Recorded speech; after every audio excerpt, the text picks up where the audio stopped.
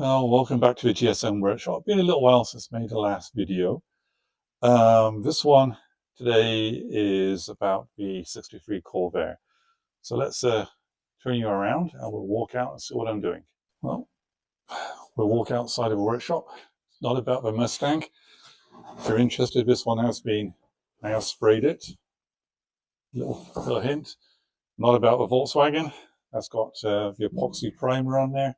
Lots of new parts. There's going to be a video about this one coming up really soon as well. All right, there's the Corvair. Let's go to the engine first, which is out here, along with all the other engines I got. So it's sat outside because I literally got no room for it in the workshop. So here's the engine. I've assembled it all up. I just got to put some tin work on and be ready to go in. I'm waiting for some parts from Clark's, the Corvair people, for the rear engine mount. There's a spacer and some bolts and pieces I've got coming in. They'll be here Saturday. So that's the engine built up for now. I'm not detailing anything. I just want the engine in. I want to hear it running, and we'll see how I will take it from there for restoration.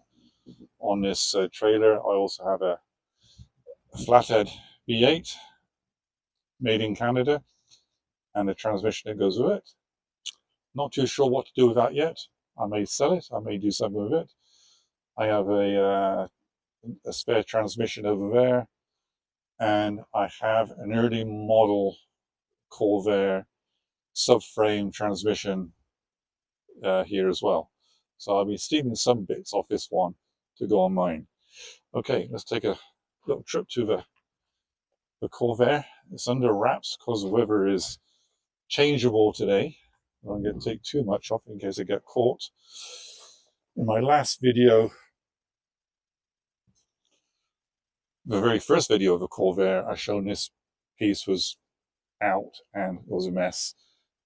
It's now actually in rust treated underneath, and the original Bondo was I just put back in, and I filled in the rest myself with my Bondo. That's come out pretty good. And down where the rest of the rust was, down here, I may have to turn the light on to show you this one. Here we go. I've cut out this section here, which is the worst of the rust on the car. It's like this rear rocker section. I've chomped out and cleaned all the debris out. What I found is when I chop this out, people put expanding foam in here. And that's always a bad thing to do because expanding foam retains water, and it made it rust even more. So I've marked out where I want to dip my next cut. I'm going to do that shortly, and I'll show you results of that. And I'm going to use my rust converter, which I have previous videos on, to treat this. And also going to put in fluid film as well, which helps keep the moisture away and kills rust as well. That's where I am right now. So I'll put the camera away, I'll cut this out, and I'll bring it back when I've got this cut out. The plan being is to roll a piece of metal and weld a new piece of metal in, which is well within my capabilities to do. So let's put you away for a second. I'll bring you back. Okay, I've cut out this section here. I use masking tape as my guidelines. It's a lot easier to follow masking tape. It is like a marker pen, anything like that. I gave it a quick blow over. Actually, I need to do it again, so just bear with me while I just blow some dust up. Okay. Now, inside of here is in pretty good condition. You can't really see. So my next stage, this is part of a multi-stage process, is I paint it now with this Rust Converter Ultra. I do have a couple of other videos on this. What it is, I can put a link in the description. Like here, somebody say, what do I use to cut out the metal with? I use a Milwaukee cordless angle grinder, and I have a thin cutting blade on there as well.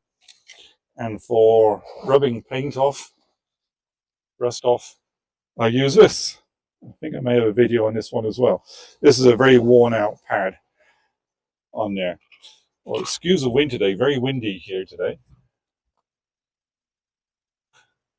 Everything's falling over. Okay, let's just push this out of the way a second. Now, it may or may not stay put. Anyway, time to paint this in.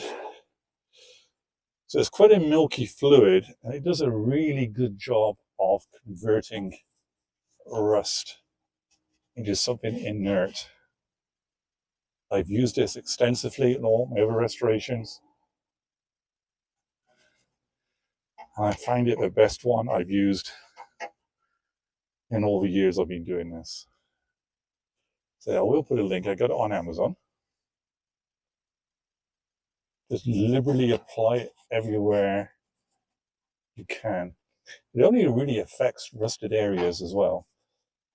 And for areas I can't reach, I could spray it. But I'm going to use fluid film as well in here. And I poured a lot of stuff out. Like dry dirt, and actually some of it was still damp. Anyway, so this will turn black when it's dry. And this will be just like a several stages process of doing this. So I'm doing very, very liberal with this. Careful not to splash it on yourself or the camera.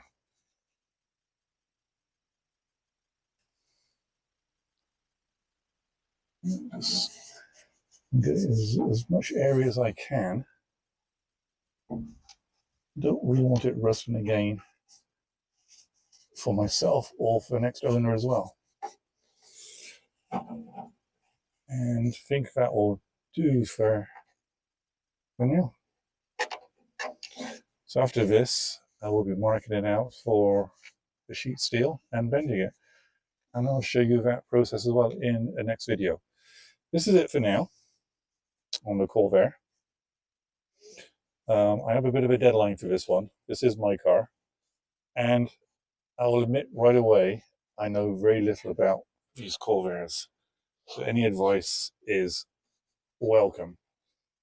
And on June 22nd, we have a little car show here in this small town of McGrath, which I organised, and I want to get it ready for there.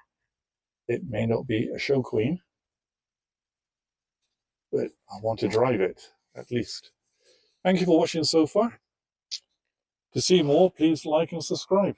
Bye for now.